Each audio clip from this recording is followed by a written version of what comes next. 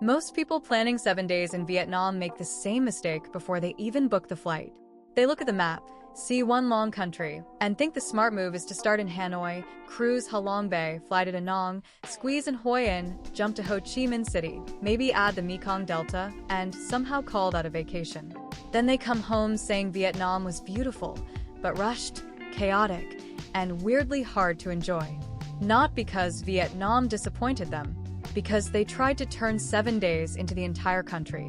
There are 2 ways to spend 7 days in Vietnam. One gives you a real trip. The other gives you proof that you moved around a lot. And the difference usually comes down to 3 decisions: which region you choose, how much movement you allow, and whether the season supports the route you're trying to force. That last part matters more than most people realize. In Vietnam, the weather should help choose the route. Most travelers do it backwards. They pick the itinerary first, then check the forecast later, and hope the country cooperates.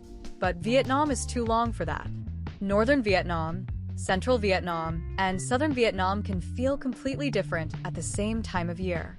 A week that works beautifully around Hanoi and Ninh Binh might be the wrong week for central beaches, and a great southern route might make more sense when the north is cold, misty, or wet. So the first real decision is not, how do I see all of Vietnam in 7 days?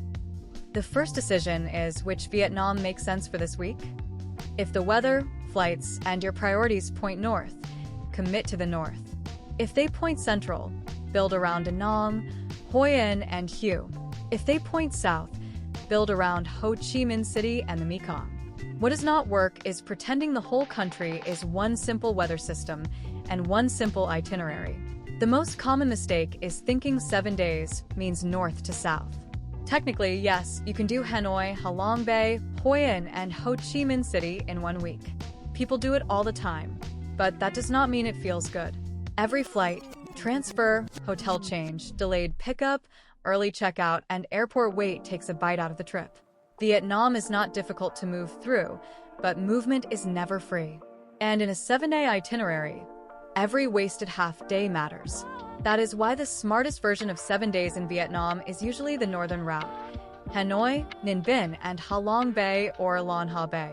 It gives you the strongest mix of city energy, food, history, limestone landscapes, river scenery, and the classic bay experience without making the trip feel like transportation with coffee breaks.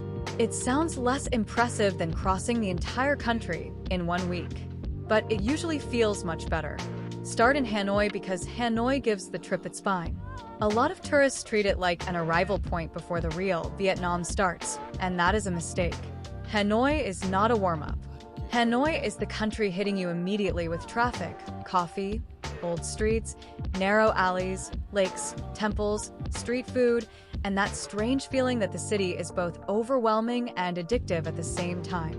If you rush Hanoi, Vietnam feels chaotic. If you give Hanoi room, the chaos starts turning into rhythm. Day 1 should be boring on purpose. Arrive, get to the old quarter or somewhere central, walk around Hon Kim Lake, eat something simple, and let your brain catch up with the fact that you are actually in Vietnam. This sounds too slow, but it is usually the difference between enjoying the first night and starting the trip tired, confused, and overstimulated. The mistake is landing after a long flight and pretending you are ready to maximize the day. Vietnam will give you enough intensity. You do not need to manufacture more.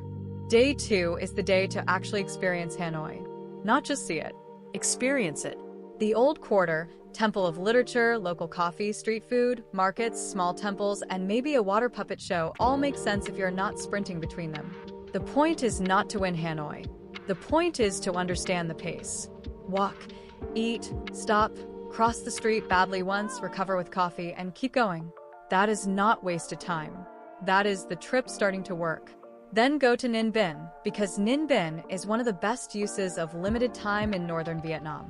It gives you limestone cliffs, riverboats, rice fields, pagodas, bicycles, viewpoints, and that cinematic landscape people imagine when they picture Vietnam, without sending you 6 hours into the mountains. If you know this before you plan, Ninh Binh becomes the quiet highlight of the week.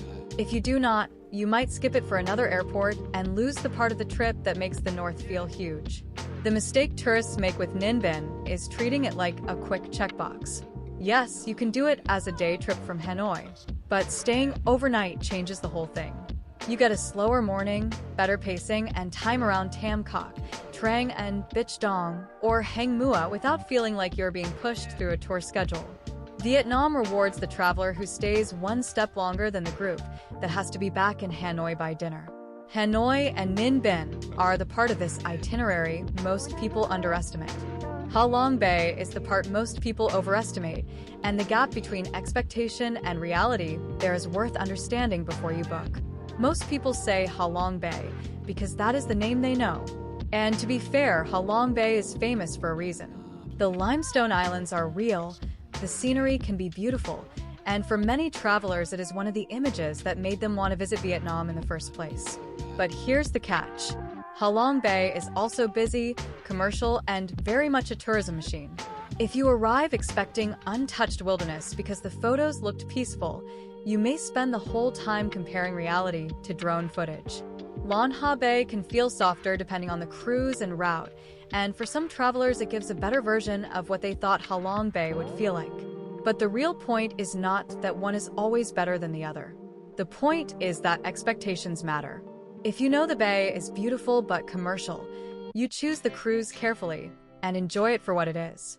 If you don't, you turn one of Vietnam's most famous landscapes into a disappointment you created before you even got there.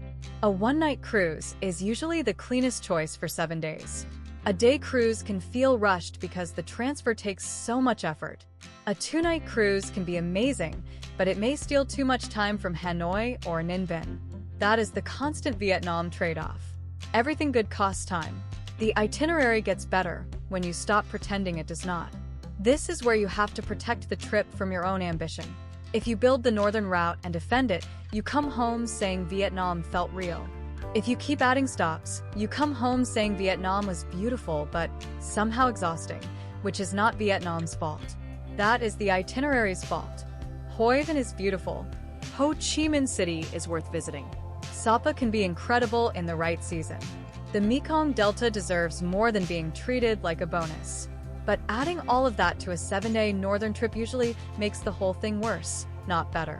If you want Hoi An, build a central Vietnam trip instead. If you want Ho Chi Minh City, build a southern trip instead.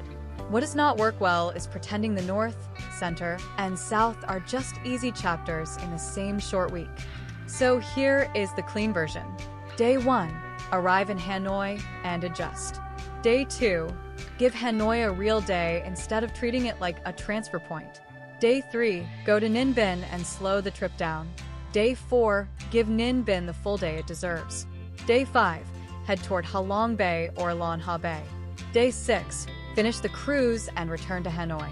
Day 7, use Hanoi as your buffer for food, coffee, shopping, and anything you missed. And if you need a visa or e-visa, handle it early because losing 1 day on a 7-day trip is not a small mistake. The truth about 7 days in Vietnam is that the best itinerary is not the one with the most stops.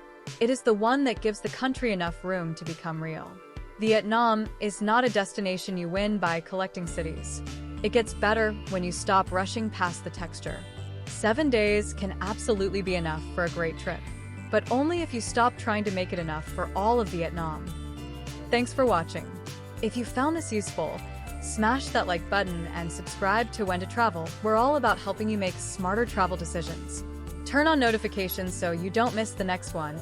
And hey, if you think your friends need this, share it. Comment below with your next destination or your biggest travel question. I'm reading all of them. Let's go.